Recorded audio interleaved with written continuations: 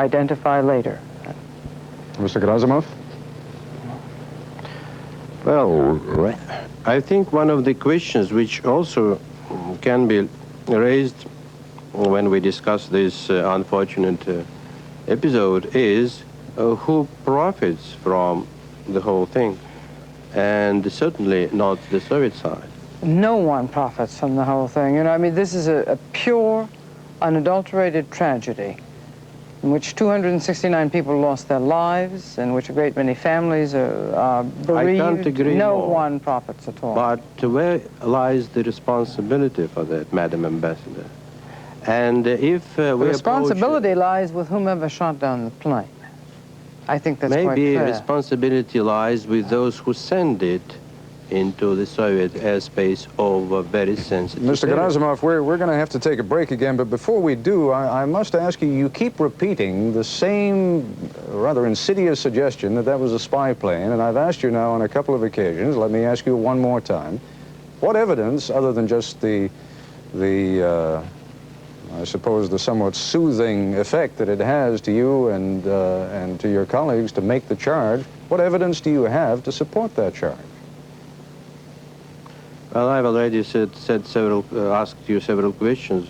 No, you've asked a number of questions, but you've provided no evidence, and I'm asking you if there is any evidence, any concrete evidence to suggest that that plane was being used for espionage. There are certain unanswered questions. There is no very hard evidence. All right, fine. Why don't we stop on that point for the moment, then? We'll continue our discussion in a moment.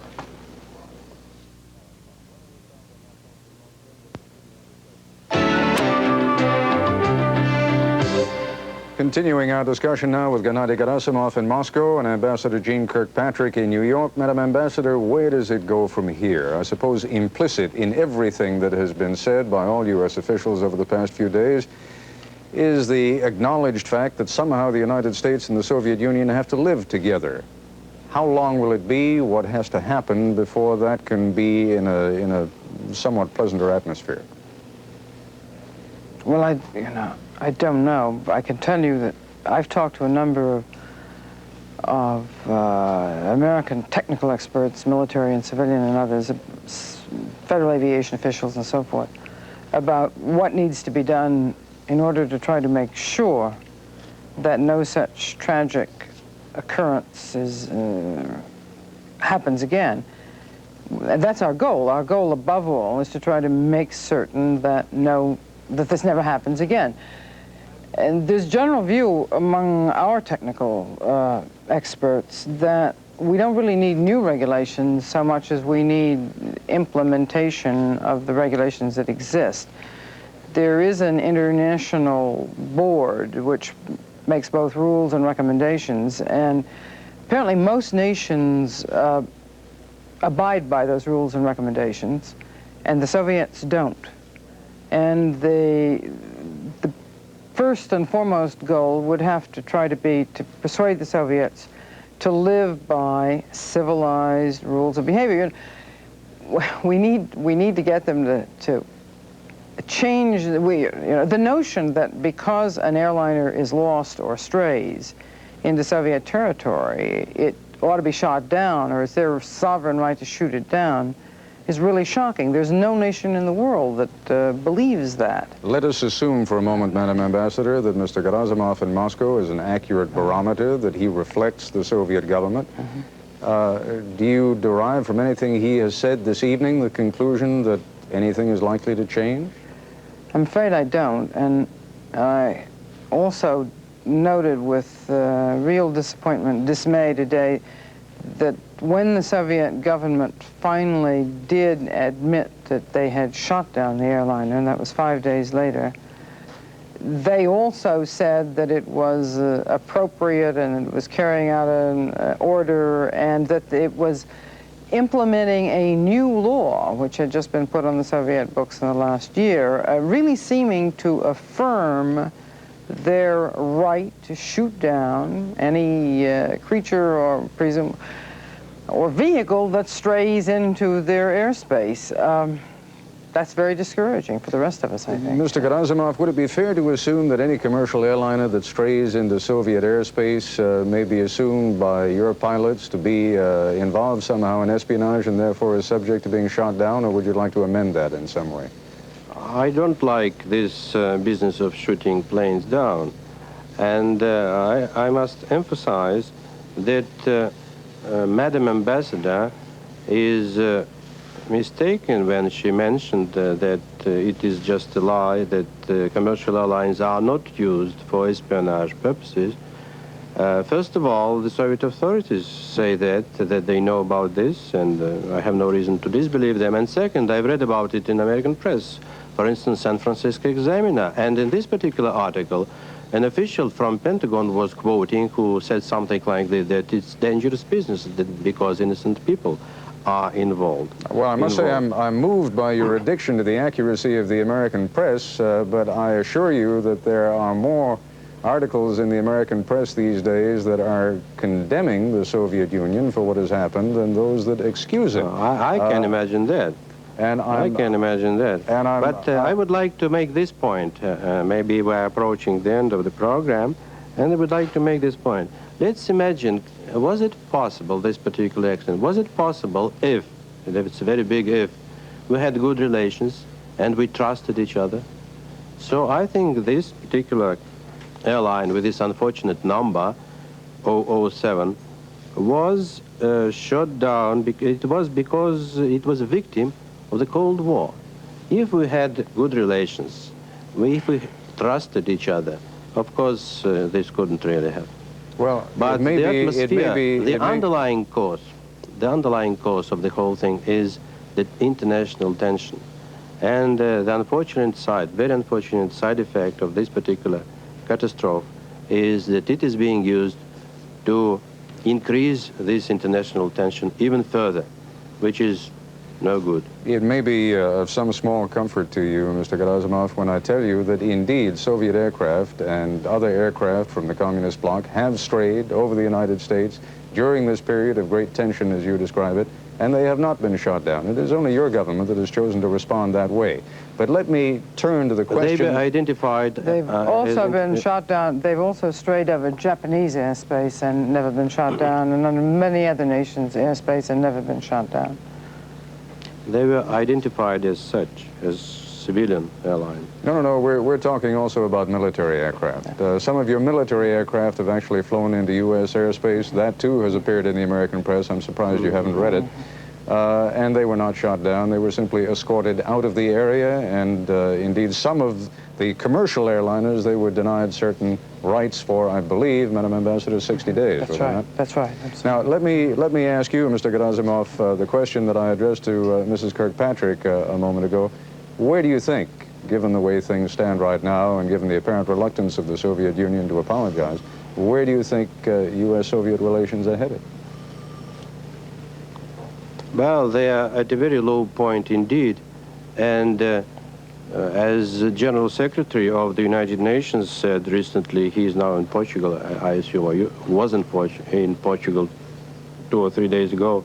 He said something along these lines, that this particular accident should not be used to aggravate international tension, which is already very bad. And I think it's a very good position to approach the whole unfortunate thing, because, you see, if we are going to, in the collision course, it increases the danger of a big nuclear confrontation where there will be no winners. The underlying cause of the whole thing is international tension. And if we The allow... underlying cause of the whole thing was the Soviet proclivity for using violence and then lying about it. So, Well, that you are entitled to your opinion, but my opinion is the underlying cause is Soviet-American tension, and we must try somehow to go back to the years of detente when we can trust each other more, and then these accidents will never happen. Mr. Gerasimov, let me just, you're right, we are moving toward the end of this program, but let me tie up a few loose ends, if I may. Who gave the order? Was it the military, or was that order confirmed by civilians in Moscow? Sorry? Who gave the order to shoot down the plane? Was that a purely military order, a local, a regional commander?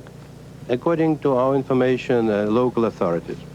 Without referring it back to Moscow? It is not mentioned in the statement, as far as I know. I wasn't there on the scene, but in the statement of the Soviet government, it's mentioned that the local authorities decided. Well, let me turn to you. After failing to get into contact with this plane. Let me turn to you in your capacity as an analyst and a commentator. From what you know of the Soviet hierarchy and the military structure, do you think it is likely that this would have been done by a local commander at the local level, or don't you think this would have been bumped up to a somewhat higher command?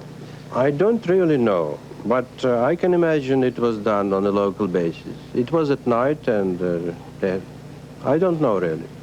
I think it's quite possible. There has been a demand made by President Reagan, as you know, for compensation to be paid to the victims. Do you think that'll ever happen? Well, I'm not a legal expert, and to the families. The position of my government is that the responsibility lies with those who send in this plane into the Soviet airspace. I don't know how the government will decide this legal aspect of the situation. Mrs. Kirkpatrick, a closing comment from you, please. I think it's very sad that the Soviet government even now can't admit the possibility that an airliner strayed into their territory and got, as it were, lost there. They didn't know where they were. There's a classical response to that, and that's to help out. You know, the ship at sea that's off course or the airliner that strays. And there's a civilized response to it. There's a civilized response even if you're suspicious. And we very deeply regret that the Soviet Union has, even when it did not have a civilized response, it had a very brutal, barbarous response. And even after having had the time to think it over, thinks it did the right thing in coolly murdering those 269 people. Madam Ambassador, Mr. Gerasimov, thank you both very much for joining us. In a moment, we'll talk with an expert on the Soviet Union who says the Soviet people live in a society built on paranoia, and we'll ask an expert on international negotiation how similar incidents might be avoided in the future. And in South Korea tonight, the families and friends of those who died pray for their relatives.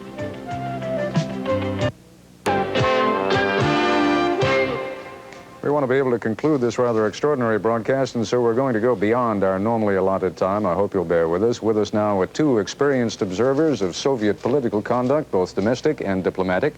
From our Washington Bureau, Pulitzer Prize-winning author and chief Washington correspondent for the New York Times, Hedrick Smith.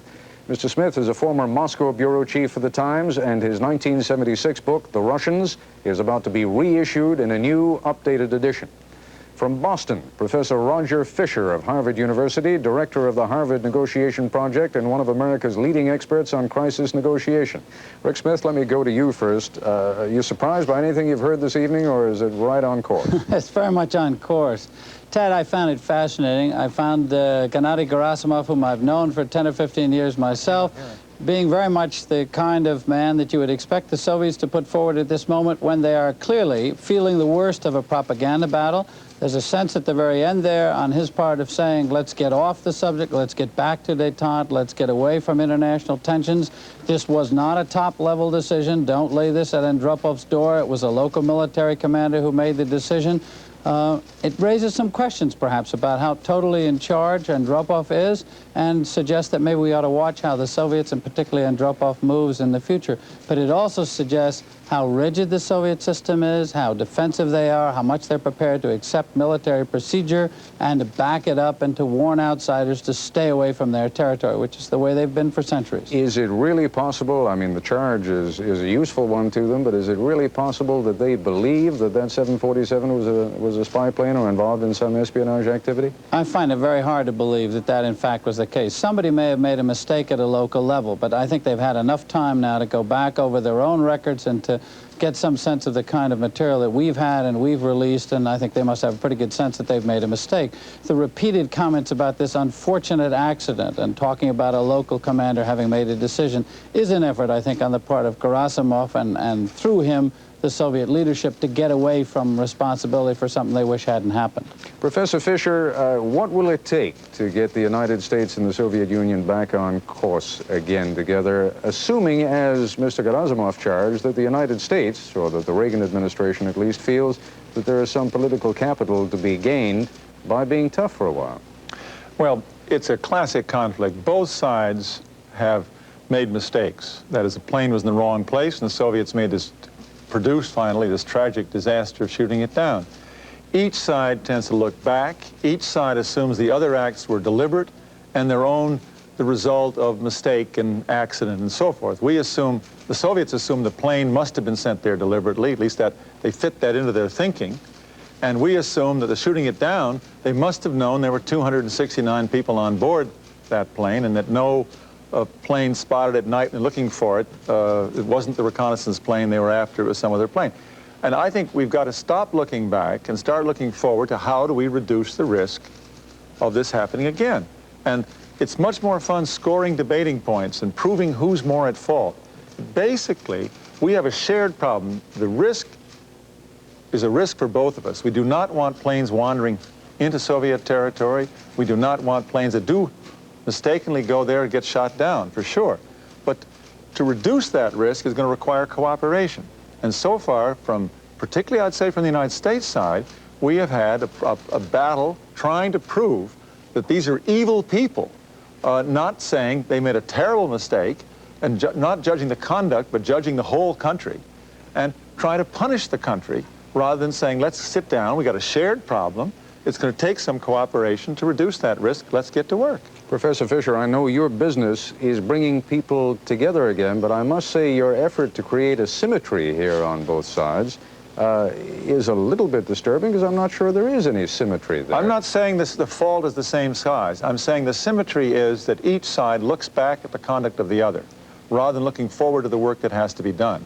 Each side tries to find fault with the conduct of the other, rather than figuring out what kind of, I mean, in this day and age, to have planes in the dark signaling each other by waving their wings when they're 10 miles apart is crazy. We ought to be able to have better communication devices, that our reconnaissance planes might have devices on them so the Soviets know who they are and where they are. Commercial planes should have identification on them that lets them know whether it's IFF, not, you know, we can code this stuff and let them know. There ought to be better technological solutions, and nobody, almost all of your discussion the previous hour, was trying to say who's at fault.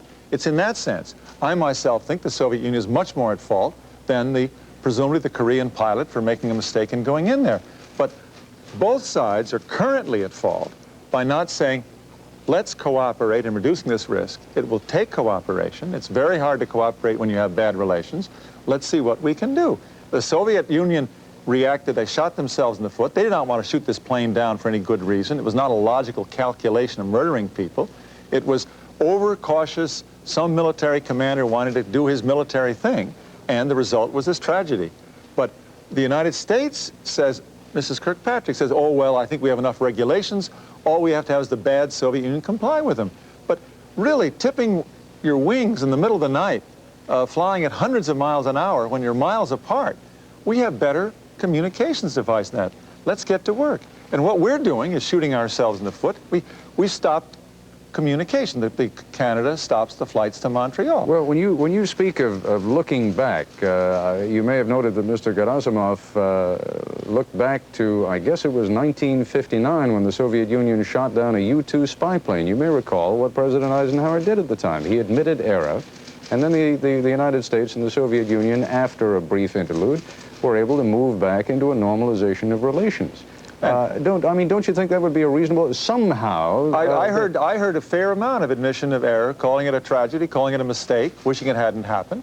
I hear not as much as I would like. But laying the blame on the United States for sending the spy plane into Soviet territory. Well, if you were shooting down a plane illegally over your most sensitive area, and incidentally, I don't know that Soviet planes have come over our most sensitive areas. I don't know that that's so, but I don't want to justify it on that ground. But I'm saying I do not see the United States or the Soviet Union saying, how do we reduce this in the future?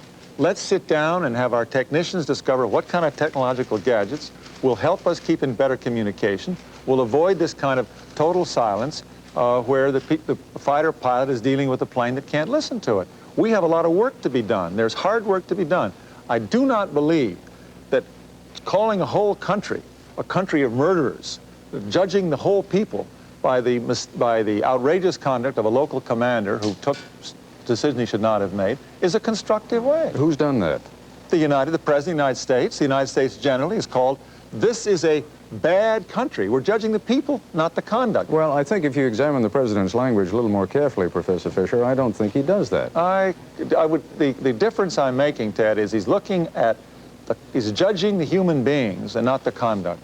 And if you wish to go forward and solve problems, it's best to say, that's outrageous conduct over there. Let's you and me solve and don't do that again. Let's try and figure out how to avoid that. We have a problem. I mean, it is not just, I'm criticizing rhetoric. People are now making it more difficult to solve this problem. Stopping the flight to Montreal means that next week I was to meet with some Soviet lawyers coming here. Presumably their flight will have to be canceled. We are working on how can you have technical cooperation on legal issues of this kind, not this particular kind, but this sort of issue, negotiation problems. Now, we are making it more difficult rather than easier. I think we ought to get to the real task and say, look, this is crazy in this day and age to have people trying to communicate when they don't know the language and don't know the signals and the frequency. Let's have our planes properly marked, identified, communication devices, hotline, radio, whatever it is. And instead, we tend to reduce communication. All right, let me jump over to Rick Spith again for a moment. And Rick, let me ask you, let's assume that everything Professor Fisher says is correct and that one could create a more efficient means of communicating between the Soviet fighter pilots and commercial aircraft. You think that would solve the problem? Well, it certainly wouldn't solve the problem, or we would have solved an awful lot of other problems if it were simply a matter of technical solutions like that. Other problems that we would have had with the Soviets. But it would at least get around some of the question marks that stand out in this particular case. But I'm intrigued with this thought that all that is going on now is looking back, because it seems to me very much that the Reagan administration is looking forward. Gene Kirkpatrick says what they want to do is to see that this never happens again. Well, the administration may be right or may be wrong, but it seems to me one of the things they're trying to do is to make this so costly in propaganda terms to the Soviets that they will never want to do it again. That's the first thing. Second thing, it seems to me the administration is looking forward politically. Looking forward to dealing with Congress on the MX missile, on defense expenditures. It's looking forward to the issue of deploying medium-range missiles in Europe this fall and how the Europeans now regard the Soviet Union. It is looking forward to a number of political concerns that it has. And in this sense, I think the administration is dealing with the future rather than dealing with the past. All right, gentlemen, it's late. I'm afraid we've got to wrap it up because in a moment we will also have a late report from South Korea on a memorial mass for those who died on the Korean airliner.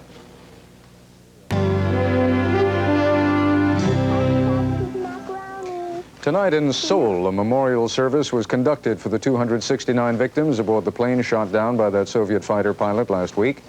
ABC's Mark Litke was at that ceremony. Roughly 100,000 people gathered in Seoul Stadium to mourn the 269 victims of Korean Airlines Flight 7. First, The flags of nations whose citizens had died in the disaster flew at half-staff over the gathering.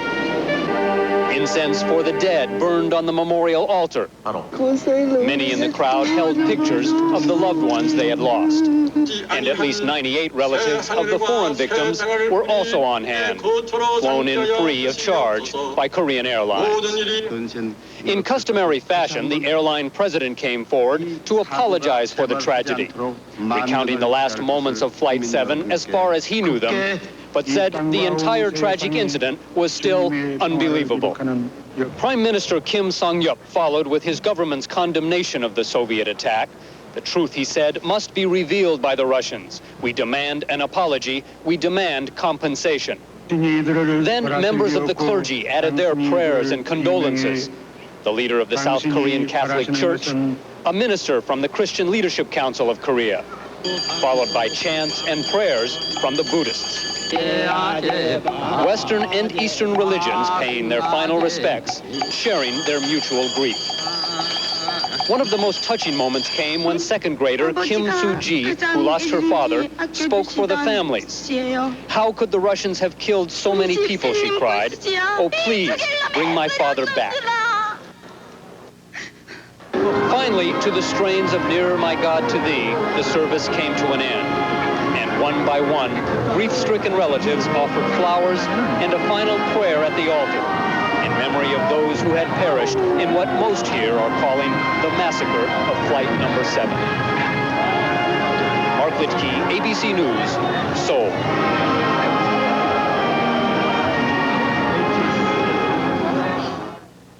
I'll be back in a moment. Former Senator Eugene McCarthy of Minnesota is in fair condition tonight at a hospital outside Washington, D.C. McCarthy, age 67, was admitted to the hospital after suffering what his son Mike described as a heart attack at his home in Woodville, Virginia. A hospital spokesperson, however, would not confirm the report of a heart attack. Gene McCarthy ran 3 unsuccessful campaigns for the presidency in 1968 and 72 for the Democratic nomination, and in 1976 as an independent candidate. He retired from the Senate in 1970 and 2 years later lost in a primary election while seeking another Senate term. Former Senator McCarthy of Minnesota hospitalized tonight in fair condition. Tomorrow on World News Tonight, the latest on the Korean airliner attack, along with a look at the tight budgets, teacher strikes, and other problems for the brand new school year. And finally tonight, a welcome to 2 stations carrying Nightline Live beginning tonight, KOKH-TV in Oklahoma City and KCIK-TV in El Paso, Texas.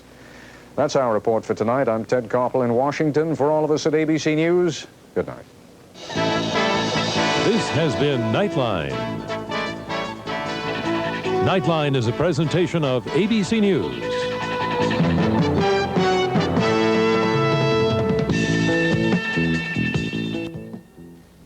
Good evening, I'm Ted Koppel, and this is Nightline.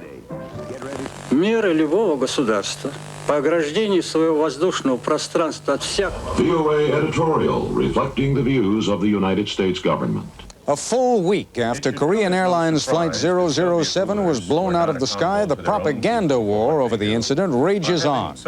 In Washington and in Moscow, the information machines are hard at work, fighting for the public relations advantage. We'll have a behind-the-scenes look at how the U.S. government carefully choreographed the presentation of its tape-recorded evidence this week at the United Nations. And we'll examine how both sides are using their official propaganda tools to put themselves in the best possible light. We'll have reports from Moscow, Munich, and Washington. This is ABC News Nightline. Reporting from Washington, Ted Koppel. Ideas are a lot tougher to shoot down than airliners, and especially through the medium of shortwave radio, they cross national borders with considerably less risk. For almost a week now, the United States and the Soviet Union have been waging a war of claims and counterclaims over the shooting down of that Korean 747. And that war, that propaganda battle, has caught and held the attention of much of the world, here and behind the Iron Curtain. This has been one of those occasions when there is very little difference between what is churned out by the U.S. government's propaganda organs and by the commercial broadcasting networks. Still, as Nightline correspondent Jeff Greenfield reports, this story is one that is being deliberately kept on the front burner by everyone in the U.S. government, from the president on down. This is a CBS News special report. This is an NBC News special. Shot from the sky. We interrupt our regular program schedule to bring you the following special report from ABC News in Washington.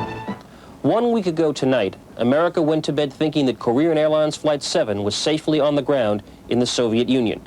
A few hours later, that incident had become a disaster. As it always does in a crisis, television became the focus of the story. It also became a key weapon in the response of the American government. When the full dimensions of what happened to Korean Airlines Flight 7 became known Thursday, the nation saw the Secretary of State on all 3 networks live, denouncing the Soviet Union. We saw members of Congress venting their outrage. Revulsive, repulsive, highly offensive, and inexcusable. The Soviets apparently flagrantly violated all civilized conventions in this action of terrorism. But there were other messages. CBS Evening News began its report Thursday night with a picture of President Reagan horseback riding at his ranch. While the words spoke of presidential concern, the images may have suggested inattention. There was discussion about that, and it began with saying, well, we didn't see the president today for a long while. And we began asking ourselves the question, where was the president today, and what was the president doing? Coincidentally or not, on Friday, a day ahead of the originally announced schedule, President and Mrs. Reagan returned to Washington, dressed in formal, almost somber clothes. Friday night, television became a national forum for the grief and anger felt by Americans. 400,000 people called into a special Nightline number. Should the administration take strong action against the Soviets? Longtime television analyst Les Brown. First, television gives you a sense, the viewer a sense of being plugged into the outside world. Even when they're watching sitcoms, even when they're watching just ordinary light entertainment programming on television, you always have the sense that in a moment of crisis, they can stop the show and plug you into the whole news apparatus, and you get a sense of what's happening in the country. Face the nation. Throughout the Labor Day weekend, officials talked of the crisis on television. And Monday night, President Reagan spoke to the nation, using a brief audio excerpt from tapes of the Soviet pilot. But all that weekend, behind the scenes, at U.S. Information Agency headquarters in Washington, the American government was preparing for a far more elaborate use of these tapes. 5 seconds later, I am breaking off the attack, and that's where we stopped, right? All weekend, a team of 6 State Department translators worked at these machines on the tapes, going over every word, at one point debating whether a Soviet pilot had said fiddlesticks or something stronger, or whether he'd said Roger or yes, sir, to ground control. Backup plans were established to play the tapes in the event the Soviets blocked the use of them in the Security Council. TV monitors would be set up in the UN hallway, in the UN garden, in the U.S. mission across the street. On Monday morning, the finished tape was screened at the State Department to officials including UN Ambassador Jeane Kirkpatrick, Undersecretary of State Lawrence Eagleburger, and USIA Director Charles Wick. So detailed was the planning that a TV monitor was deliberately placed directly behind Soviet UN delegate Troyanovsky to drive home the point of Soviet responsibility. The target is destroyed. By last night, the Soviet government was using American television as well, providing a Russian commentator to engage in a live 5,000-mile-long debate. The underlying cause of the whole thing is international tension. And if we The allow... underlying cause of the whole thing was the Soviet proclivity for using violence and then lying about it. So, well, that you are entitled to your opinion, but my opinion is the underlying cause is Soviet-American tension. It's become commonplace for citizens to turn to television in time of crisis. It's become commonplace as well for governments to see this medium as a primary weapon. And why not? In a time when nuclear weapons makes the use of force less, not more likely, and when sanctions such as grain embargoes and trade bans are blocked by campaign promises or friction among allies, the words and the images provided through TV may, in a sense, be the only response at all. This is Jeff Greenfield for Nightline in New York. When we return, we'll look at how the United States has reported this story to the rest of the world. We'll see how it was broadcast to the Iron Curtain countries. We'll talk with the director of the United States Information Agency, and we'll see how one branch of that organization has given the story special attention.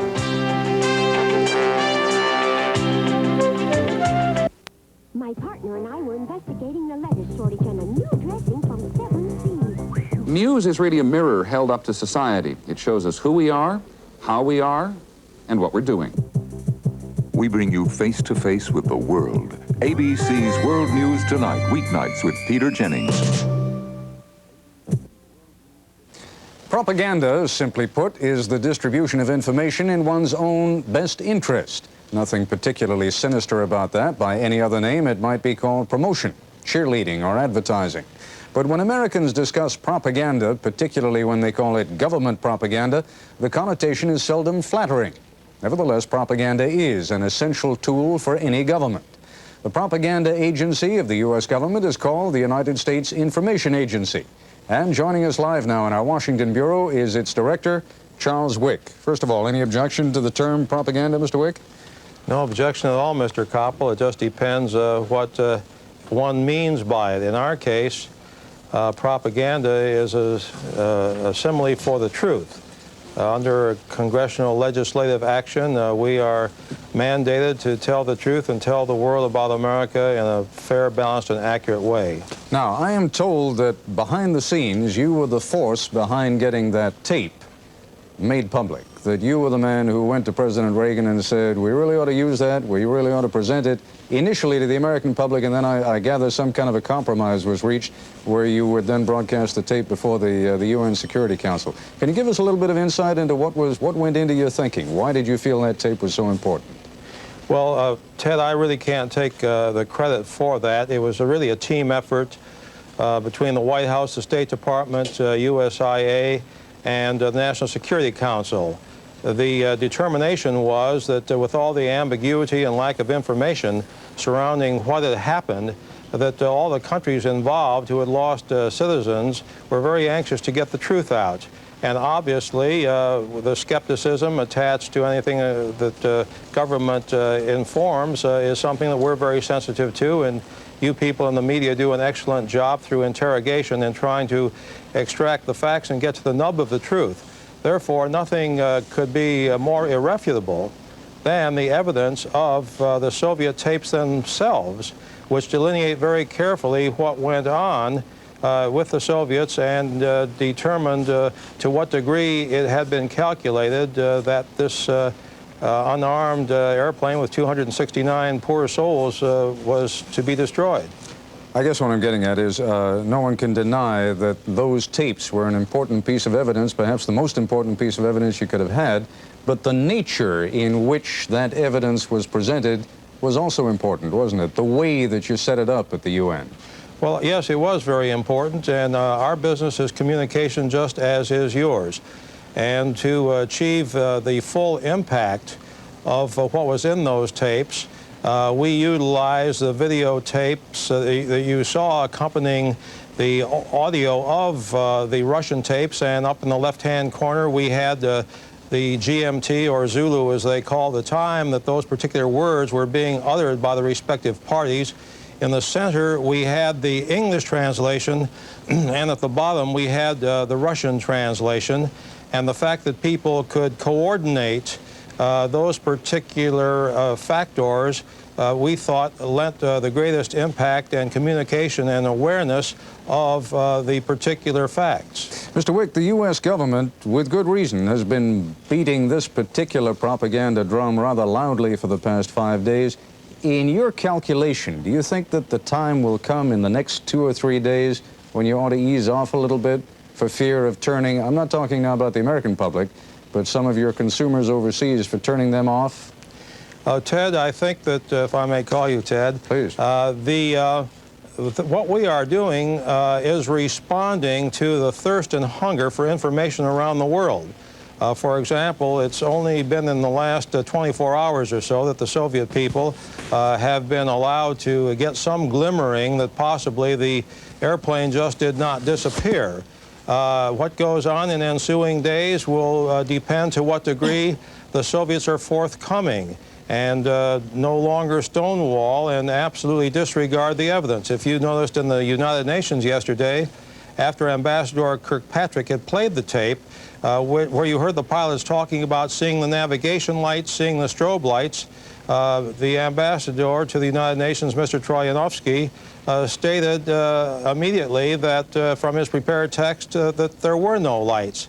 So we're responding to the need for information, and when that need abates, then obviously we will not be highlighting that. All right, Mr. Wick, if you'd be good enough to stand by, we'll be back to you a little later in this broadcast. In a moment, a look at the extensive coverage given the Korean Airlines story by 2 American-supported organizations broadcasting overseas. And later, we'll talk live with the president of Radio Free Europe in West Germany and see how the Soviets have told their own people about this story.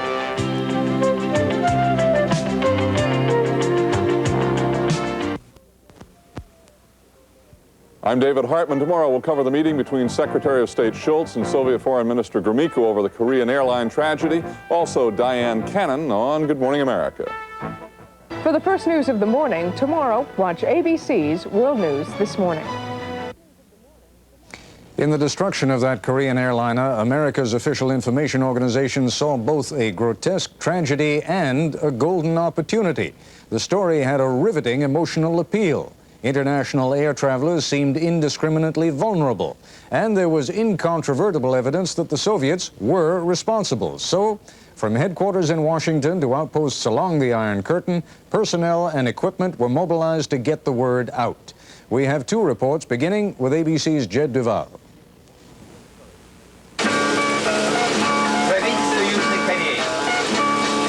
And this is VOA's Wednesday morning program. Jim Tedder in Washington. When the Korean airliner went down and the Soviet Union was silent about it, America raised its voice.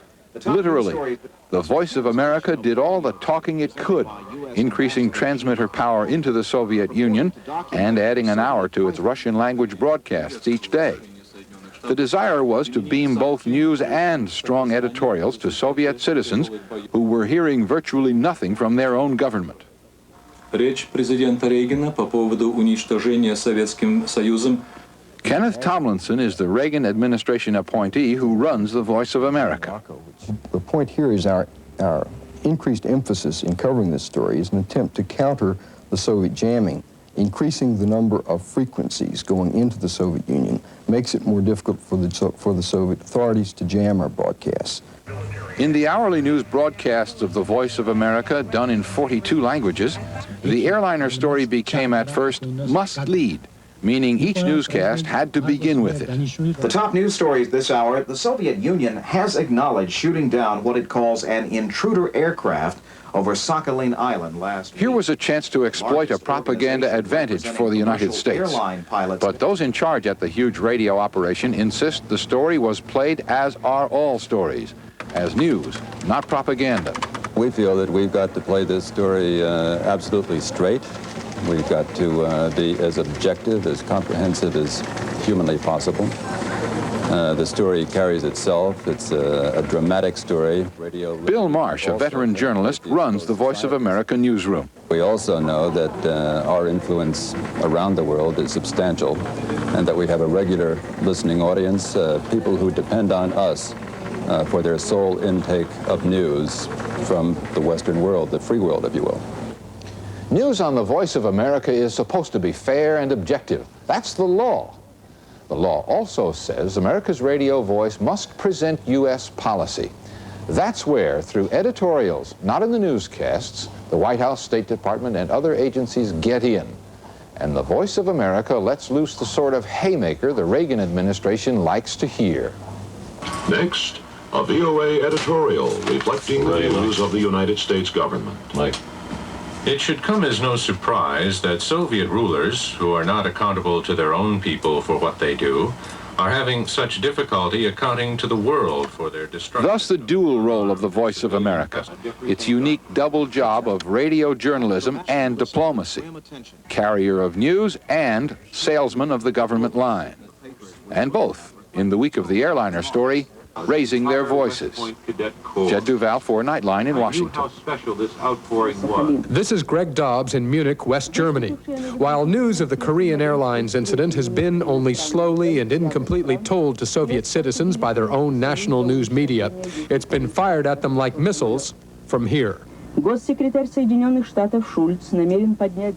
is Radio Liberty, which, along with Radio Free Europe here in the same studios, is financed by the U.S. government and transmits in Russian and in 20 other Eastern European languages into the Soviet Union and 5 of its Iron Curtain satellites. Tokyo. Japan's Foreign Minister Abe accused Moscow of a deceitful argument in its latest statement on the downed South Korean aircraft. What they've done here is fill in the holes. On this story, journalists here and correspondents based around the world, all with a mandate, incidentally, to act independently from the day-to-day interests of the U.S. government, collect and collate, then translate information on the Korean 747 that the listeners' own governments have censored. It becomes particularly dramatic given the fact that the Soviets have had to have information tugged out of them. There have been obvious distortions, inconsistencies, and so forth. And therefore, if you put yourself in the position of a listener in the Soviet Union or in Eastern Europe, it should have a heightened degree of interest.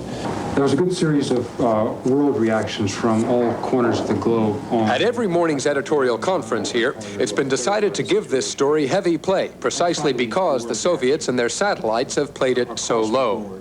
In monitoring Radio Moscow and other Iron Curtain programs, it's been learned that citizens there have been told only what the Soviets have stated internationally.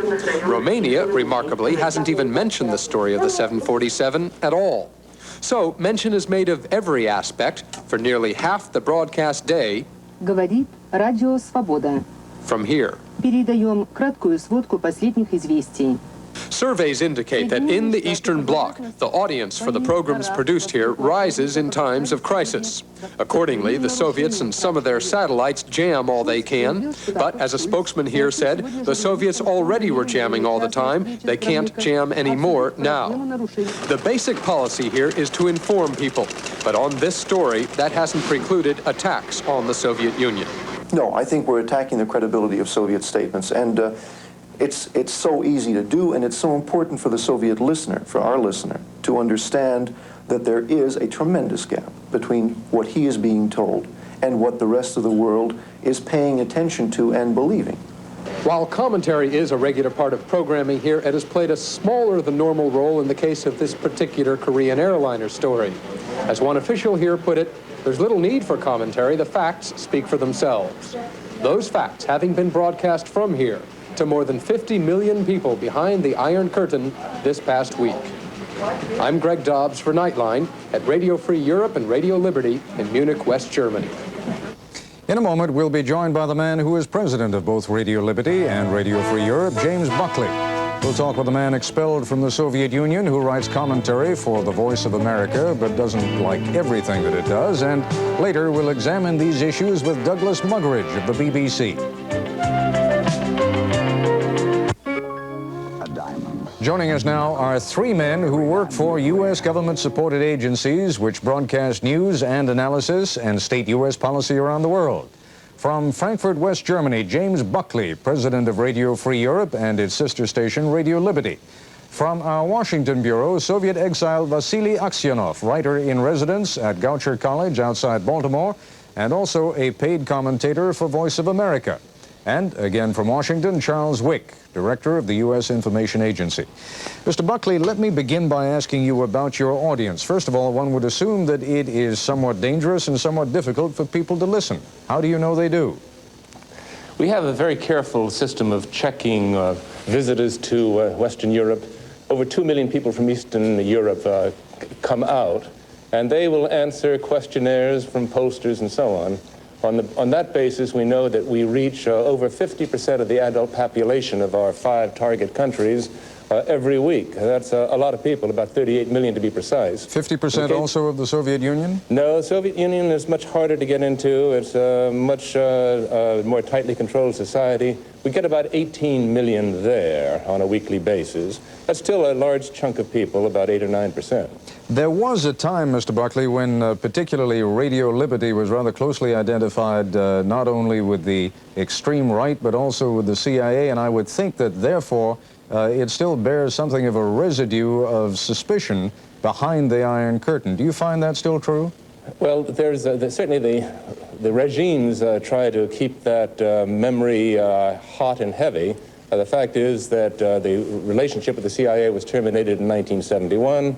We operate under laws enacted in 1974 that assure our independence. In fact, I might say that when the CIA was funding these operations, they did not interfere in editorial policy. Our credibility, our effectiveness, depends on our reliability and on our independence, and we've preserved that. You've given us an indication of how many people you believe you reach numerically. How do you think you reach people substantively? Do you think that you really have an effect on your listeners? Yes, and we have 2 additional bases for making this judgment. Number one, the extraordinary degree to which people have to go in order to be able to listen to our broadcasts in heavily jammed areas. Going out to the country, erecting special antennae in their homes, and so on. The other indication that we are effective is the extraordinary expenditure being made by the Soviets and their satellites to block our broadcasts. It's estimated they spend significantly more in trying to block our broadcasts than we and the VOA spend in doing the broadcasts themselves. Mr. Aksionov, give us an insider's view. When you were in the Soviet Union, did you listen, for example, to Radio Free Europe, Radio Liberty, Voice of America? Oh, yes, I did, for many, many years. I would say that the foreign broadcasting had influenced the already many generations of the Soviet people. It's hard to overestimate the significance of that, because maybe that's only source of information for the Soviet people beyond the Iron Curtain. Well, it's clearly not the only source of information. It may be the only source of accurate information, but as they read Pravda, as they listen to Radio Moscow, as they read Izvestia, I mean, surely many of them are inclined to believe their own government over the U.S. broadcasting services, aren't they? Well, you can read that different people read Pravda or Izvestia in different ways. You can read between lines, by the way, and get some information from the Pravda and Izvestia, even from the Pravda and Izvestia. But, well, I would say that the listeners of the Voice of America or Radio Liberty are most active part of Soviet population, because to get it in your home, you have to put some efforts to find that, to overcome the jamming, you know. So it's not the job for lazy bones, I would say.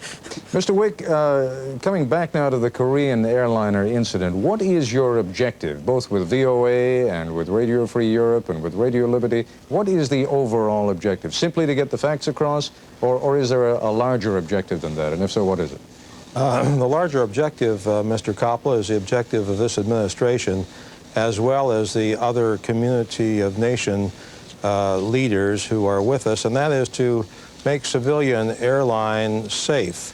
That's the overall objective, and in disseminating what has happened, hopefully the Soviets will take cognizance of the lack of civilized conduct in which they've been involved, and hopefully the world will be free of these sorts of terroristic attacks. Mr. Buckley, is there such a thing as overdoing a good thing with a story like this? Can one feed too much in to the point that they will become oversaturated? I'm sure that that is a possible danger, but I don't think that we've reached that point here, because this is an inherently dramatic story. It's inherently gripping, and the stark contrast between the truth as it has developed and been exposed in the West and the extraordinary reluctance by the Eastern regimes to feed any kind of information out heightens that interest. And furthermore, we're talking about something that is global in scope. And here I think is where we in Radio Free Europe and Radio Liberty have a special role. We view ourselves not as an American broadcasting outlet, but rather as substitutes for the free radio stations, uncensored radio stations denied these countries. So we say to ourselves, what does somebody in Moscow want to find out about? And surely the intensity of the reaction in Southeast Asia, in Africa, in Latin America to this incident and to what is seen as an outrageous behavior on the part of the Soviet Union is of intense interest to the people locked into that society. Give me a for instance, Mr. Buckley. What was your headline today? What was the principal theme that Radio Free Europe and Radio Liberty broadcast behind the Iron Curtain today? Well, basically it's the contrast between what is stated and known in the West by virtue of those Japanese transcriptions of the actual broadcast and the continuing stonewalling that you have most recently by Gromyko in Madrid, in which, first of all, never a direct admission that something was shot down, at the same time putting the world on warning that any intruder is going to be shot down. Now, this is dramatic, and it emphasizes all kinds of points. Number one, the sharp gulf between the norms of Soviet behavior, and this is not an unprecedented incident, it's a repeat of what happened in 1978 when another airliner was shot down, and the moral indignation of the rest of the world. Number two, it is a case example for the Soviet people and also in the satellite countries of how little hard information they are given about some of the most important events happening internationally. Thirdly, it underscores the costs to these people in terms of alienation of the rest of the world, of impeding the ability of the world to get together and solve some problems because of the distrust bred by this kind of action by the leadership. Gentlemen, we'll be back with all of you in just a few minutes, but Mr. Aksionov, before we go away, I'd like to ask you, how much of what is broadcast on Radio Free Europe, how much of what is broadcast on Radio Liberty is believed by the people who hear it? Well, I don't know that exactly. Well, when you were there, how much did you believe and how much did you simply dismiss as propaganda? No, well, you know that I used to listen to some news or some my favorite program, for instance, like the midnight program of Voice of America, and it's much harder to get access to the Radio Liberty because it was jammed for all the time. You know that that was easier to get the Voice of America broadcasting, but well, I didn't consider their program propaganda because they were, I would say, the voices of truth for me, you know. All right, gentlemen, we're going to take a break. We'll be back with all of you in just a few minutes. When we return, however, we'll look at what Soviet citizens have learned about this tragedy from the official government press, and we'll talk with the man in charge of the BBC's overseas broadcasting service. Doesn't.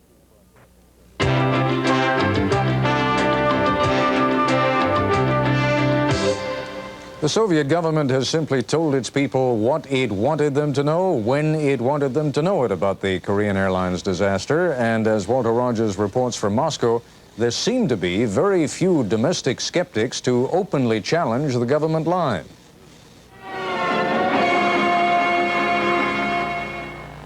Night after night, official government spokesmen on Moscow television conditioned Soviet TV viewers, dribbling out a few more details each evening, building a convincing argument through a selective disclosure of facts that the Soviet Union was truly the aggrieved party in the incident. The first reports from the Soviet news agency TASS merely indicated that the South Korean airliner was missing. But then as fears arose over the fate of the passengers, articles began appearing in the Moscow press suggesting that Soviet fighter planes were actually sent aloft to help the South Korean plane land. By the end of last week, however, after the United States openly accused the Soviets of shooting that passenger plane out of the sky with a missile, the men who work in the Kremlin knew they had a potential public relations disaster on their hands, and orders went out to TASS, the government-controlled news agency here, that a case had to be built that the civilian airliner was actually, quote, a spy plane. Maps were shown on Soviet television illustrating the airliner's alleged flight path over one of the Soviet Union's most sensitive strategic missile bases. To this day, the Soviet people still have not been told that 269 men, women, and children perished in the tragedy. And it was this skillful manipulation and shading of the news here which ultimately permitted the government to acknowledge it shot down a civilian airliner without the Soviet public batting an eye. In fact, the Soviet leadership, by accusing the Americans now of sending the ill-fated airliner on a spy mission and ultimately to its doom, has taken a potentially embarrassing predicament and turned it into a propaganda club with which to beat the United States. Strong condemnation is expressed with regard to those who deliberately or through criminal neglect allowed this loss of life to occur and is now trying to exploit what happened for unscrupulous political purposes. Soviet newspapers today were filled with savage attacks on the U.S., comparing it to Hitler's Germany. The Soviet press sharpened its daggers on President Reagan today, again trumpeting the charge that Mr. Reagan is, quote, an ignoramus. The Soviet newspaper Pravda also took the unusual step of viciously attacking an American president in a political cartoon, portraying Mr. Reagan as a blind, raving, and wrinkled cowboy with a snake up his sleeve. And that swastika on the president's anti-Soviet banners repeats the suggestion of a comparison to Adolf Hitler. With these kinds of propaganda tools at its disposal, it is little wonder the Soviet government has been able to twist the shooting down of a passenger plane into an almost patriotic cause. This is Walter Rogers for Nightline in Moscow. When we return, Douglas Muggeridge, the man in charge of the BBC's overseas broadcasts. For many years now, and to this day, still has a worldwide reputation as being perhaps the most objective of all these shortwave broadcasting outfits. Why do you think that is?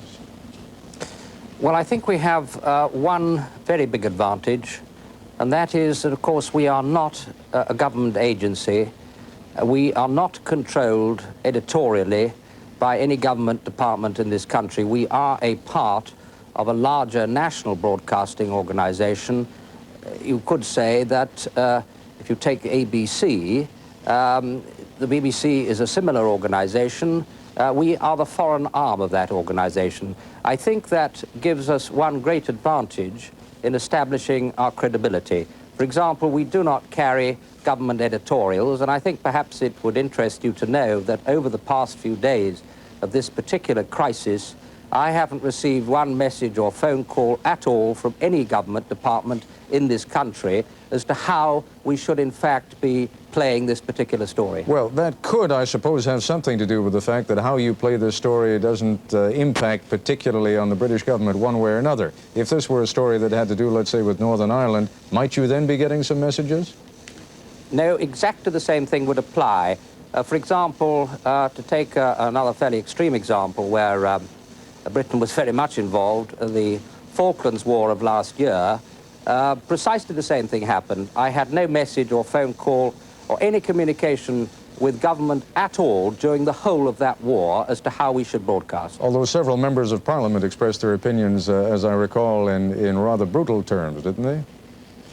Well, I think to some extent, yes, inevitably at such times when you have an independent organization like the BBC, some people will feel that we perhaps should be taking a harder line than we were, but actually such attacks as were made on the BBC during the Falklands mostly directed towards our domestic services on this occasion and not to the external services. That is, of course, not always the case, however. Tell me something, Mr. Muggeridge. Does the British government then not have any broadcast that is beamed to other countries for the express purpose of influencing them? They have the Central Office of Information, which, of course, sends out tapes, radio tapes and videotapes around the world, and they are, of course, very much a government agency. Yes, of course, they have other means, but the BBC, as I say, is totally independent in how it decides to broadcast about a crisis of this kind. If you were right in saying... I'm sorry, if you were to take the fundamental stories that have been reported about the downing of the Korean airliner by both the Voice of America and Radio Moscow, and then compare those reports to what the BBC has been putting out over the past few days, great deal of difference? I wouldn't think there was always all that much difference at all, no. As you say, only one British person was actually on that plane. However, I don't think that makes any difference. We are very much a part of Western democracy here in Britain, and therefore I think the abhorrence felt by people in America, and for that matter elsewhere in the world, is felt equally in this country, and the same concern is felt. Mr. Buckley, let me turn back to you for a moment and ask you, I'm interested in what Walter Rogers was reporting there a moment ago, which suggests that at least insofar as Soviets feel free to express their opinions, they seem to be taking their own government's rendition of what happened more or less at face value. How do you know when and whether you are having an impact on those opinions or on what they internalize? Well, in any one instance, we can't have any certainty, but the fact is, as was reported to you earlier, large numbers of Soviet citizens go to extraordinary effort to listen in, and it must be for a purpose. a feeling that we have something to say that they are denied. People in the street in Moscow being interviewed by Western reporters are going to be very cautious. Get them in their homes and you might hear a different story. Well, I guess that's the question that I'm asking, and maybe it's one that it's just impossible to answer. They must be very nervous about talking to one another about what they have heard on Radio Free Europe or on Radio Liberty. So are we dealing here with 40 or 50 million people behind the Iron Curtain who are hearing this message as 40 or 50 million individuals, or is there ever any cohesive kind of impact? There is a cohesive impact. Let's take the Solidarity story in Poland. During that period, our listenership in Poland rose to about 68%, and that's where it is today. We are turned to as the only source of accurate information as to what's going on inside their own countries. This is the extraordinary role that we've been able to play, especially in Radio Free Europe, where it's easier to hear us and where you have a more westernized society to start with. More than that, I'm talking about our estimates are people who actually listen. But in the Baltic states, for example, in the Soviet Union, people make tape recordings of our broadcasts, and these in turn are passed around, so we have a ripple effect that goes far beyond those numbers I've cited. Mr. Wick, I've said this on this broadcast before. I traveled for many years with Voice of America reporters, and I've always found them to be extraordinarily straight and objective in their reporting. But I'm compelled to ask you, having just heard what Mr. Muggeridge had to say, wouldn't the Voice of America gain something in worldwide credibility if it did not broadcast editorials and commentaries? Mr. Koppel, I don't think so. The key thing here is credibility. And of course, credibility is maintained by the listener finding nothing contrary to the information that has been given to him. The fact that we very clearly label our editorials as reflecting the viewpoint of the United States government, I think underlines the opinion of the United States government, which can be measured by other facts and factors that listeners can find available to them. So I think we do have a high degree of credibility based upon the fact that even the people behind the Iron Curtain, listening to what we say, the news, ultimately by comparing it with other sources that emerge, they find the verification, and there's a cumulative aura of credibility that is built, and the reputation, of course, we seek to maintain. Is this story still #1 as far as Voice of America is concerned? It's still #1, just as it's #1 in every area around the world. We compile during this crisis on a daily basis an accelerated foreign press media report, which we normally provide to the key people in government. And we synthesized every day during the crisis that which was being reported by all of the media around the world. We've got only a few seconds left. Let me just jump over to Mr. Muggeridge. Was it #1 on the BBC today? Was this your top story? Oh, yes, indeed. Of course it is. I would have said that it is probably the most important story of the year. And there's no question about it. I mean, differing from service to service, I would have thought that the external services as a whole have been devoting something like 25% to 30% of its entire time to this story over the past few days. I've no doubt that we shall continue to give it that sort of priority. It is a very important story from every possible angle, as you've indicated. All right. Mr. Muggeridge, Mr. Buckley, Mr. Wick, thank you very much for joining us. In a moment, the latest on the debate over the Korean Airline tragedy in the UN Security Council.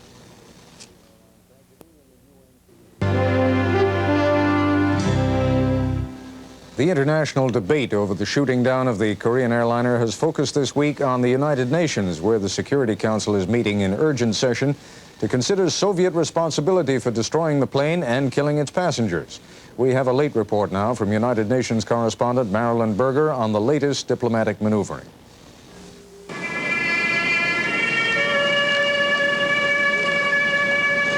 Korean Americans demonstrated again outside the United Nations today while the Security Council met for the third day to debate the attack on the Korean airliner. Behind the scenes, diplomats from the United States, Western Europe, Korea, and Japan tried to put together a resolution that would, without naming the Soviet Union, condemn the shooting down of the Korean airliner, call for compensation of the victims, propose an international investigation of the incident, and establish guarantees against this ever happening again. The aim is to get quick action on a draft that would attract 9 votes needed for passage in the Security Council. A resolution worded artfully enough, if possible, to make it awkward for the Soviet Union to kill it with a veto.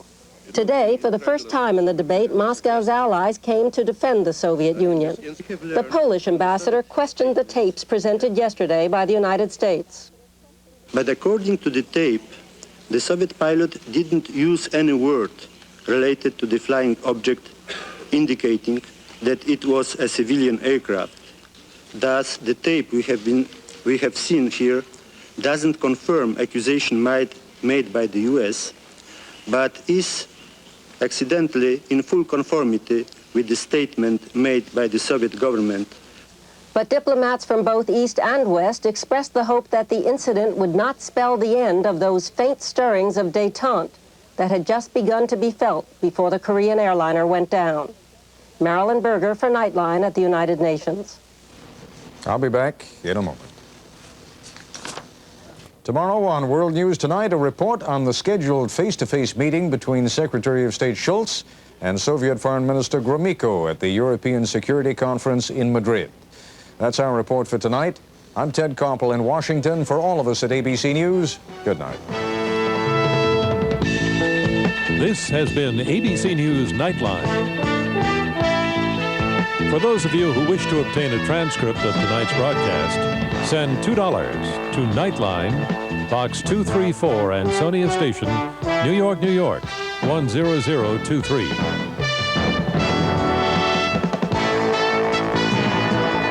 Nightline is a presentation of ABC News.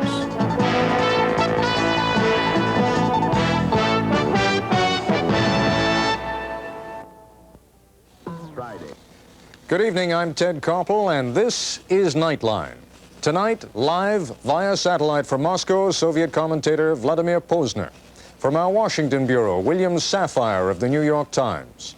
Our topic, the destruction of Korean Airlines Flight 007 and the discrepancies between the latest Soviet account and what the U.S. government says it knows about the incident. And we'll be joined by relatives of some of the victims aboard the Korean jet.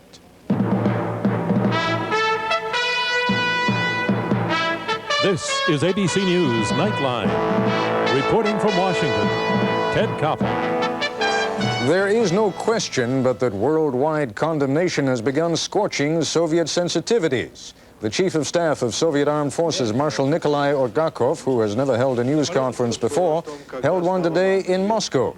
Its purpose, to lay the full responsibility for the Korean airliner's fate at the doorstep of the United States. As other Soviet officials have done before him, Marshal Orgakov insisted that the plane was believed to have been on an espionage mission for the United States. With us to discuss the continuing discrepancies between the Soviet and U.S. versions, Vladimir Posner, commentator for Radio Moscow. He joins us live via satellite from Moscow. And here in Washington, William Safire, columnist for the New York Times. Vladimir, I get the sense this was almost the kind of production that one expects a government to put on when it says, here it is, here's the final version, don't expect to hear any more from us. I think that perhaps final production is not quite the words to use. I think a press conference was quite in order. People wanted to know the facts, both Soviet journalists and Western journalists. They were given in detail.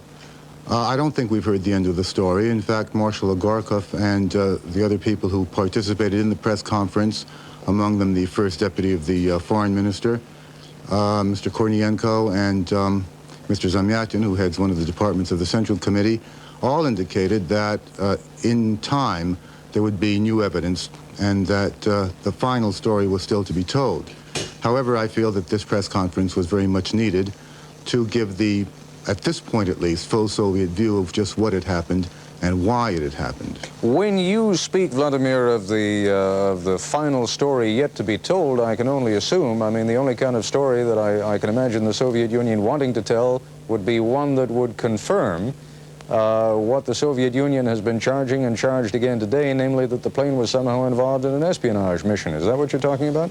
What I'm talking about is that the truth will out at some time, and that the Soviet Union has no doubt whatsoever that the conduct of the plane, what happened to it as soon as it left Anchorage, and until the moment when the flight was terminated, left no doubt in the mind of anyone here that indeed it was on an espionage mission, and that proof will indeed someday surface. Whether it's very soon or in the somewhat distant future is at this point hard to say, but yes, that is the view. Bill Sapphire, I have to be very impressed by your crystal ball. You were suggesting that just this would happen a few days ago in your column. You were saying that, as I recall, that a black box with seaweed still dripping from it would be triumphantly presented to the world. What were you saying? What were you talking about? Well, obviously the Soviet Union, caught in a situation beyond their control after a brutal act of murder was committed, was split about how to handle it, how to do the propaganda. You could feel that, and you could sense that in the hesitant first 2 days of the handling of the story.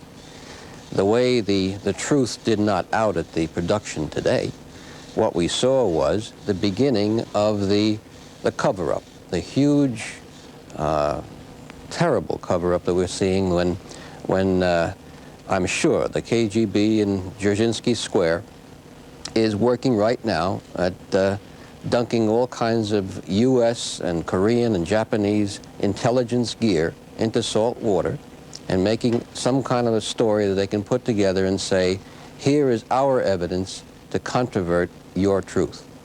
Where do you think all of this is going to lead then? Because, I mean, I can already see that kind of a debate reaching all kinds of fruitless points. I mean, they're coming up with what you're saying is disinformation and what they will claim is the truth. Well, where's it all going? Yeah. I think perhaps you have to keep your eye on the central matter here, and that is the Soviet Union, at the highest level, decided not to be contrite, not to admit the truth, but to tough it out. And this toughness revolted the world, but now they'll hang on to it, and they'll hang in there, and they'll try to make the lie into the truth. And unfortunately, a lot of Americans, a lot of people around the world will after a while begin to shrug and say, well, maybe there's something to what they say, and maybe there's something to what the Americans say, and they'll be confused. I think at this moment, though, all we've seen in terms of evidence is tape recordings presented by the West, and that's caught the Soviets flat-footed.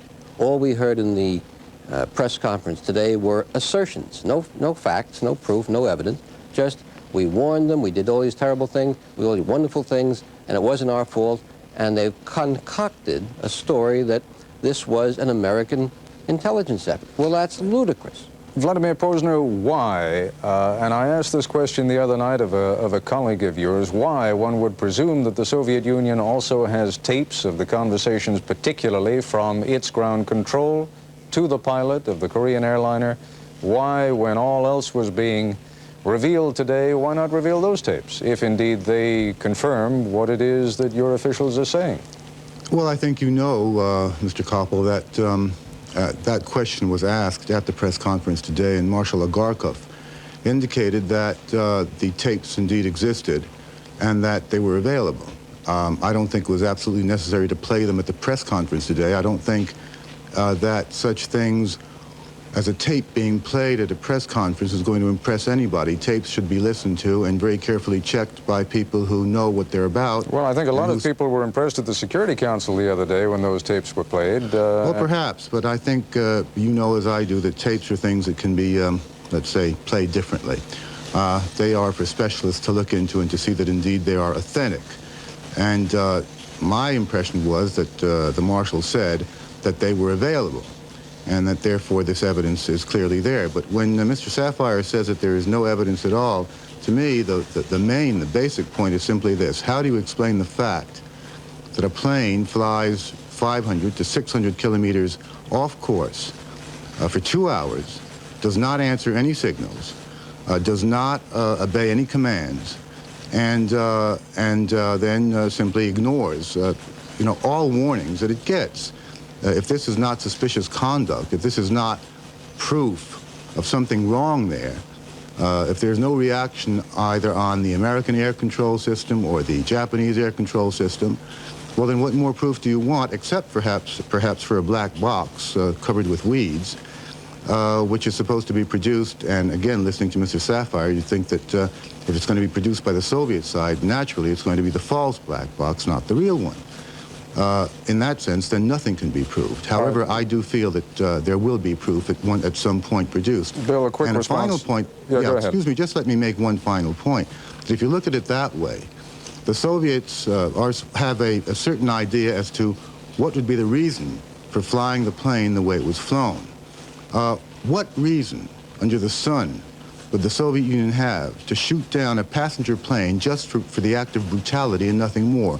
What does it lead to? That certainly is a question that a great many people have been asking themselves over the past 9 days. I'll tell you what, gentlemen, we have to take a break. Bill Sapphire, you'll get a chance to respond a little bit later. When we return, however, we'll compare what the Soviets said today with what is already known about the incident, and later we'll hear from relatives of those who died aboard Korean Airlines Flight 7. We've already heard some of the charges that are being leveled by Moscow. ABC's Walt Rogers gives us some of the specifics now that were made at that news conference in Moscow today. The Kremlin assembled what one diplomat called its varsity team for this news conference, led by Marshal Nikolai Argakov, the chief of the Soviet General Staff and first Deputy Minister of Defense. Westerners have had precious little contact with this Soviet general before, but today Marshal Argakov lectured freely and fielded questions from Western reporters as to how and why the Soviets shot down that South Korean airliner. The how Argakov explained was simple enough. The local air defense commander, acting on his own, ordered the pilot of a Soviet Su-15 fighter plane to fire 2 air-to-air missiles, which terminated the airliner's flight. The order was given, and the Soviet pilot did his duty. As for why the plane was shot down, we may never know the truth. Marshal Argakov said the Soviets had irrefutable proof the Korean airliner was gathering intelligence. After refueling in Anchorage, Alaska, he said it deviated from the normal course taken by civilian airliners.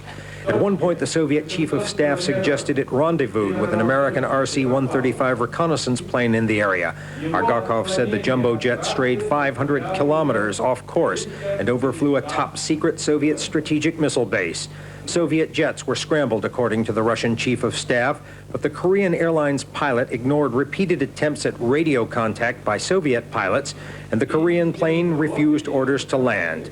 Flying in the dead of night and through thick clouds, Argakov said the intruding plane kept taking evasive action and behaved arrogantly. The Soviet pilot was then said to have fired 120 warning shots in 4 bursts. But when it did not react to warning shots, and we made over 120 of them, nothing else was done but to terminate.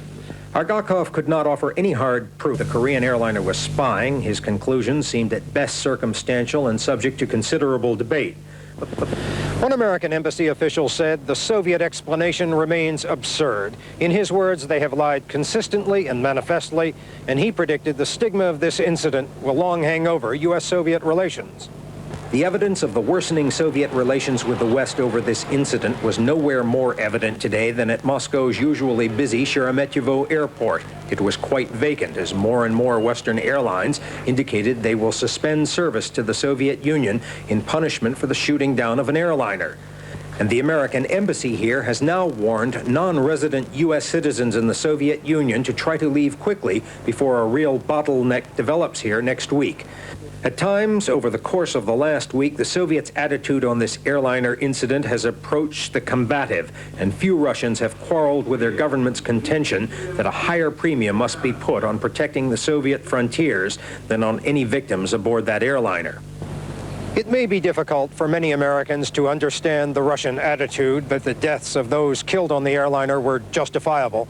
But one Soviet official today explained, saying, "We lost millions of lives defending our borders in World War II, and the Soviet borders," he said, "are sacred." This is Walter Rogers for Nightline in Moscow. Joining us now in our Washington bureau is ABC News Pentagon correspondent John McWethy, who spent the past week covering the American government's version of what's happened to the Korean airliner. Jack, let's take some of the points, item by item. The rendezvous with the surveillance plane, the RC-135. What does the U.S. government say about that? The United States government says that the rendezvous, if we can refer to our map here, there was a separation between the different aircraft, that the RC-135 never approached more than 75 miles close to the jumbo jet. And in fact, that it crossed the path of the jumbo jet about 300 miles after the jumbo jet had already proceeded, apparently, into Soviet airspace. Now, what the Soviets are saying is that, in point of fact, the RC-135 used that 747, in effect, to mask its own position for, I believe they said, a full 10 minutes, didn't they? That's what the Soviets said. They said a full 10 minutes. Now, one of the things the Soviets may have been trying to weave in this particular web is that the United States has in the past done this kind of thing. They have flown right next to different commercial airliners in an effort to monitor the kind of radar response that the Soviet Union would do to that sort of a passing aircraft. In this instance, the United States insists, and I believe, that the aircraft were not right next to each other, that there was quite a bit of separation, two separate blips on Soviet radar screens. Marshal Ogarkov spoke about the bad weather. That becomes important because it would explain why Soviet fighters would not be able to visually identify clearly a civilian aircraft. What's the U.S. position on the weather? The U.S. position was that it was a relatively clear night. There was a half moon out, and they should have been able to see the aircraft. Indeed, if there was such bad weather, it's curious to wonder why the Soviets were able to make visual sightings of the aircraft at apparently 6-7 miles away. All right. The last question, again, relates to something that Marshal Ogarkov said. That has to do with the evasive action. I'm wondering, first of all, what he might have been referring to, if you know, and secondly, how much evasive action can a 747 take when it's being pursued by fighter planes? Well, the 747 cannot take very much evasive action, Ted. What it apparently was doing was it had called the ground control and asked them for permission to ascend from about 33,000 feet up to 35,000 feet. That was what happened at about that time. The Soviet interceptor was coming up behind the aircraft. Now, when a big jumbo jet goes up, it reduces its speed, and the Soviet interceptor went flying right by it. At that point, it had to come back to get behind the aircraft in order to lock on its missiles and go ahead and blow it out of the sky. You mentioned something in your report on World News Tonight this evening, which I found fascinating, namely that apparently the 747 was just about to leave Soviet airspace when it was shot down. How close was it? It was apparently 60 seconds or less from flying out of Soviet airspace at the time of the missile contact with the jumbo jet. John McCarthy, thank you. In a moment, we'll be rejoined by Vladimir Posner in Moscow by New York Times columnist William Safire. And later, we'll talk with some of those who have been closest to this tragedy, relatives of the victims. I'm David Hartman. Next week, we'll have more on the controversy surrounding the Korean jetliner tragedy. Also, Patty Hearst joins us. And all week, Lucille Ball on Good Morning America. Start your week with the first news of the morning, Monday on ABC's World News This Morning. With us once again now from Moscow, Soviet commentator Vladimir Posner. From Washington, columnist William Safire of the New York Times. Bill Safire, you've heard now both what Vladimir Posner had to say and what Marshal Ogarkov had to say. Does it make any difference? The fact is that the plane's down and it was a civilian aircraft. Ted, would you like to hear what I understand to have happened? Please. The Soviets began preparations for a missile test in that area. As always, when that happens, we hear it. And a U.S. plane is scrambled and sent up to observe from outside the Soviet Union what's going on with that missile test. That's exactly what happened with that RC-135. Then the jumbo jet got into the picture and blundered its way in. Immediately, the missile test was turned off. As soon as the missile test was turned off, the U.S. plane returned to its base. That's what its job was, to listen to the missile test. Then you had a bureaucratic problem. A few years ago, another plane penetrated the Soviet Union through Murmansk, I think it was, a Korean plane, and got in almost 1,000 miles before it was detected. That caused a lot of red faces throughout the Soviet air defense system. And this time, nobody wanted to be responsible for letting a plane escape without some consequence. That's why you asked earlier, how come it was shot down just as it was leaving? Because that was the last moment that the Soviet Air Defense Command could retaliate. And it shows, I think, the difference between their system and ours. We would never have retaliated against a Soviet plane with 269 people aboard, any unarmed civilian airliner, and the Soviet Union simply would. I suppose, Vladimir Pozner, that raises what, to most of us here in the United States, is really the fundamental question, and that is, no matter what evidence, and I have no way of knowing what kind of evidence you're talking about or Marshal Garkov is talking about, but no matter what kind of evidence is found in the next few days or in the next few weeks, that evidence clearly was not available at the time, so no one could have known that this civilian aircraft was a spy plane, and yet it was shot down. Can you explain to us the mentality that goes into that sort of thing? What I think you've all been driving at, and the point that keeps coming up again and again and again, is how could the Soviets possibly shoot down a passenger craft with 269 people aboard? That is indeed the point. And what I find surprising is that nobody seems to pick up the fact that the Soviets have said, and Marshal Agarkov said so today, that they had absolutely no information as to how many people, if any at all, were aboard. The question that comes up is, why didn't the pilot of the South Korean plane contact or answer the Soviet signals and tell them point blank what they were? Why didn't the American tracking controls that obviously were following the plane throughout the zone from Anchorage down, or the Japanese, why didn't they inform the Soviets that this is a passenger plane that's gone astray that has aboard 269 people? Well, why was there total silence on this? Vladimir, you're raising an interesting question. Let me try and, I have no way, obviously, of knowing why the Korean pilot did anything. He's dead. We won't know unless, of course, someone comes up with a black box. But as to the second question, how could the United States possibly contact, I mean, how do you see that telephone conversation going? Let's assume that the president gets on the... Actually, that question was asked today, whether or not there were any open lines and contacts that were possible, that were available for such discussions. No, but I mean, you haven't let me ask my question yet. Oh, I'm sorry. And the question, quite simply, is how do you envision that telephone conversation going? I mean, let's say the hotline is being used, and it's President Reagan, and he calls Andropov. Yuri, this is Ron. We have reason to believe you may be about to shoot down a commercial airliner? I think that we shouldn't exaggerate this. This isn't high comedy. No, it certainly is not high comedy. It's low tragedy at this moment. The plane is down. We're not exaggerating. The plane was shot down. Here's a plane that has strayed, supposedly, not 10, not 15, not 20, and now nobody denies it, but 500 kilometers and even up to 600 kilometers inside Soviet territory, overflying Kamchatka with its top secret nuclear bases there, and then going on further and flying over the southern part of Sakhalin Island, which is also top secret. Now, this is something that the Japanese had to know, as well as the Americans.